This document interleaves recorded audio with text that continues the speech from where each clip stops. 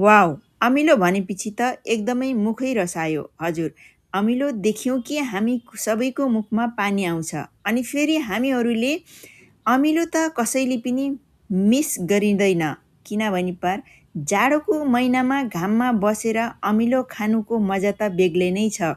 हजुर, किनभने पर हामीहरू आज अमिलो पार्टी गरियो, घाममा बसियो, मजाले गफ गरियो अनि फेरि पार्टी अमिलोको गरियो। र मेरा साथीहरू पनि थिए साइडमा, म एक्लै थिएन।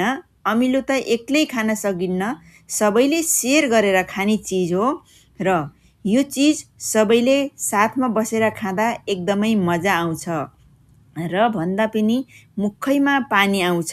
अनि फेरि साथीहरूले भन्नुभयो, मेरो मात्रै भिडियो नबना, आफ्नो मात्रै बना है, मेरो नबनाएस् फेरि भन्नुभयो। मैले भने केही छैन, म आफ्नो मात्रै बनाउँछु, तिमीहरूको साथ मलाई चाहिएको पनि छैन भन्दै हल्का ठट्टा पनि गरिदिएँ, किनभने पर साथीहरू हुन्, साथीहरूसित हल्का ठट्टा नगरेर कसँग गर्ने त।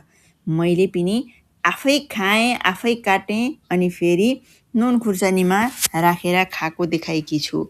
यो अमिलोको स्वाद त अति नै हुन्छ जाडोमा। Thank you so much support